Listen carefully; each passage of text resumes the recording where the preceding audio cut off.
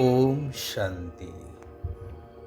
ଜ୍ଞାନେଶ୍ୱର ପରମାତ୍ମାଙ୍କର ଶ୍ରେଷ୍ଠ ଜ୍ଞାନବାନ ଆତ୍ମିକ ସନ୍ତାନମାନଙ୍କୁ ଶୁଭ ସକାଳର ଶୁଭ ଅଭିନନ୍ଦନ, ସୁସ୍ୱାଗତମ, ସୁପ୍ରଭାତ ଜଣାଇ ଆଜିର ପ୍ରଭୁ ଚିନ୍ତନର ଆଲୋଚନାକୁ ମୁଁ ସମସ୍ତଙ୍କୁ ସ୍ୱାଗତ ଜଣାଉଛି।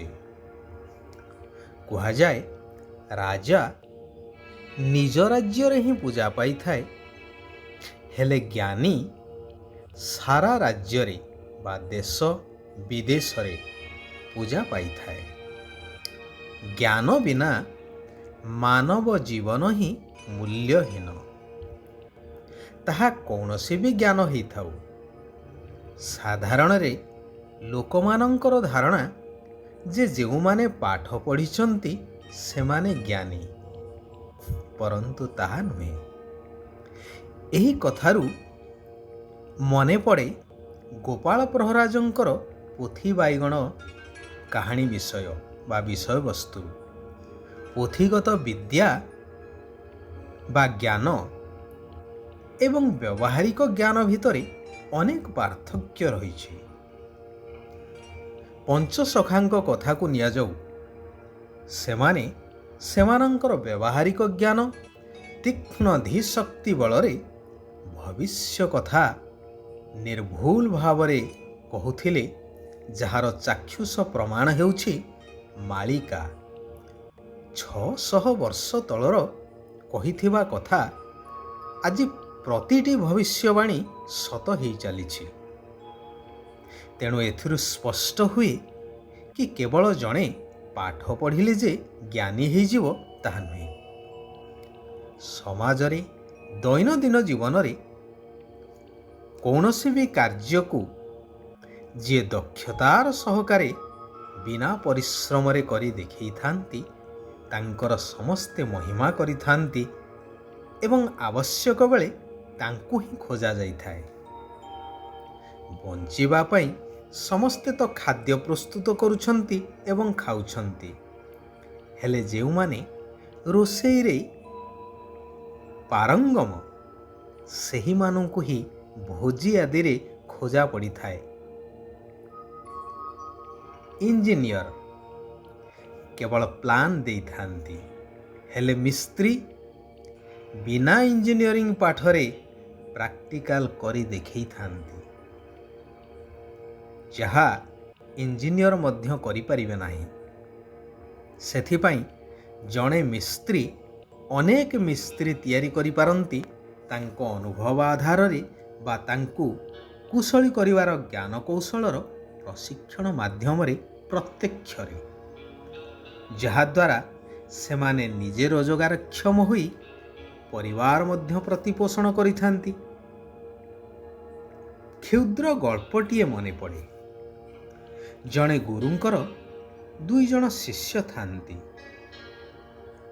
ଗୋଟିଏ ଶିଷ୍ୟ ବିଦ୍ୟା ପ୍ରତି ପ୍ରବଳ ଆଗ୍ରହୀ, ଆଉ ଜଣେ କେବଳ ଧନ ପ୍ରତି ଆସକ୍ତ ଥିଲେ, କିଭଳି ମୋତେ କେଉଁଠାରୁ ଧନ ମିଳିଯାଉ।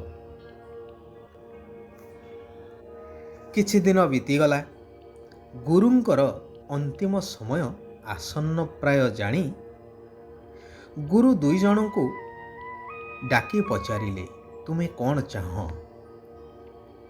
2 ଜଣ ନିଜ ନିଜର ଇଚ୍ଛା ପ୍ରକାଶ କଲେ। ତହୁଁ ଗୁରୁ ବିଦ୍ୟା ପ୍ରତି ଆଗ୍ରହୀ ଥିବା ଶିଷ୍ୟଙ୍କୁ ତାଙ୍କର ସମସ୍ତ ତପଶକ୍ତି ପ୍ରଦାନ କଲେ, ଆଉ ଧନର ଇଚ୍ଛା ରଖିଥିବା ଶିଷ୍ୟକୁ ତାଙ୍କ ପାଖରେ ଥିବା ସମସ୍ତ ଧନ ପ୍ରଦାନ କଲେ। ସମୟ ଗଡ଼ି ଚାଲିଲା। ଧୀରେ ଧୀରେ ଧନ ପ୍ରାପ୍ତ କରିଥିବା ଶିଷ୍ୟର ଧନ ଶେଷ ହେବାକୁ ଲାଗିଲା।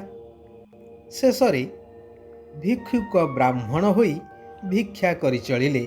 ଅନ୍ୟ ପକ୍ଷରେ ଗୁରୁଙ୍କ ଠାରୁ ଜ୍ଞାନ ଏବଂ ତପଶକ୍ତି ପ୍ରାପ୍ତ କରି ଅନ୍ୟ ଶିଷ୍ୟ ଜଣକ ଅଚିରେ ସମସ୍ତଙ୍କର ପ୍ରିୟ ପାତ୍ର ହୋଇପାରିଲେ।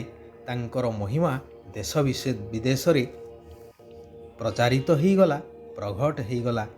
ରାଜା ଏ କଥା ଶୁଣି ତାଙ୍କ ଦରବାରକୁ ସେହି ଶିଷ୍ୟଙ୍କୁ ସାଦର ନିମନ୍ତ୍ରଣ ଦେଇ ଆତିଥ୍ୟ ସ୍ୱୀକାର କରିବା ପାଇଁ ଅନୁରୋଧ କଲେ। ଏହା କହିବାର ଉଦ୍ଦେଶ୍ୟ ହେଉଛି ଯେ ଧନ ଆଜି ଅଛି କାଲି ନାହିଁ, ହେଲେ ବିଦ୍ୟା ହେଉଛି ଅବିନାଶୀ। ତାହା କେବେ ମଧ୍ୟ ଶେଷ ହୁଏ ନାହିଁ, ବରଂ ଯେତେ ବାଣ୍ଟି ଚାଲିବ ତାହା ସେତେ ବଢ଼ି ବଢ଼ି ଚାଲିବ। ତେଣୁ ବାସ୍ତବରେ ଜ୍ଞାନଦାନ ହିଁ ମହାପୁଣ୍ୟ ଅଟେ। ଏହାଦ୍ୱାରା ଅନେକଙ୍କର ଭାଗ୍ୟ ପରିବର୍ତ୍ତିତ ହୋଇଯାଇଥାଏ। ଆଲୋକର ବର୍ତ୍ତିକା ସଦୃଶ ହେଇ ଅଜ୍ଞାନ ଅନ୍ଧକାରରୁ ପ୍ରକାଶକୁ ନେଇ ଆସିଥାଏ। ଏବେ ଏହି କଲ୍ୟାଣକାରୀ ସଙ୍ଗମ ଯୁଗରେ କଲ୍ୟାଣକାରୀ ପରମାତ୍ମା ପିତା ଜ୍ଞାନର ସାଗରଙ୍କ ଠାରୁ ଆମ ଆତ୍ମାମାନଙ୍କୁ ଯେଉଁ ଅବିନାଶୀ ଆତ୍ମିକ ଜ୍ଞାନରତ୍ନ ମିଳୁଛି, ତାହା ଅନ୍ୟମାନଙ୍କୁ ଦାନ କରିବା ଦରକାର। ଏଥିରେ ପ୍ରତିଯୋଗିତା କରିବା ଦରକାର କି ମୁଁ କେତେ ଜଣଙ୍କୁ ଏହି ସତ୍ୟ ଜ୍ଞାନ ପ୍ରଦାନ କରୁଛି। ଯେଉଁମାନେ ଭଗବାନଙ୍କର ଶ୍ରୀମତକୁ ଅର୍ଥାତ୍ ଶ୍ରେଷ୍ଠ ମତକୁ ଭଲ ଭାବରେ ପାଳନ କରିଥାନ୍ତି, ସେମାନେ ଆଗ ନମ୍ବରକୁ ଯାଇଥାନ୍ତି, ଅର୍ଥାତ୍ ଆଗରେ ରହିଥାନ୍ତି। ଆଉ ଦେହ ଅଭିମାନର ବଶବର୍ତ୍ତୀ ହୋଇ ଶ୍ରୀମତରେ ମନମତ ମିଶାଇବା ଦ୍ୱାରା ପଛ ନମ୍ବରକୁ ଚାଲି ଯାଇଥାନ୍ତି, ଅର୍ଥାତ୍ ଗତି ନିମ୍ନ ଆଡ଼କୁ ହୋଇଥାଏ। ତେବେ ଏହି ପାଠ ପଢ଼ାରେ ଆଗ ପଛ ଆସିବାର କୌଣସି ମାନେ ନାହିଁ। ଯିଏ ଯେତେ ଧ୍ୟାନର ସହକାରେ ଏହି ଈଶ୍ୱରୀୟ ପାଠ ପଢ଼ାକୁ ପଢ଼ିବ ଏବଂ ନିଜ ଜୀବନରେ ଧାରଣ କରିବ, ସେ ଯେତେ ପଛରେ ଆସିଥିଲେ ମଧ୍ୟ ବହୁ ଆଗରୁ ଆସିଥିବା ପୁରୁଣା ଜ୍ଞାନୀମାନଙ୍କୁ ମଧ୍ୟ ପଛରେ ପକାଇଦେବ, ଆଗ ନମ୍ବରକୁ ଯାଇପାରିବ। ସେଥିପାଇଁ ସତ୍ୟ ପିତାଙ୍କ ସହିତ ଭିତର ବାହାର ସ୍ୱଚ୍ଛ ରହିବା ଦରକାର। ଯଦି କୌଣସି ବି ଭୁଲ ହେଇଯାଉଛି, ତେବେ ବାବାଙ୍କ ଠାରୁ ତୁରନ୍ତ କ୍ଷମା ମାଗି ନେବା ଉଚିତ। ଏହାଦ୍ୱାରା ଅନେକ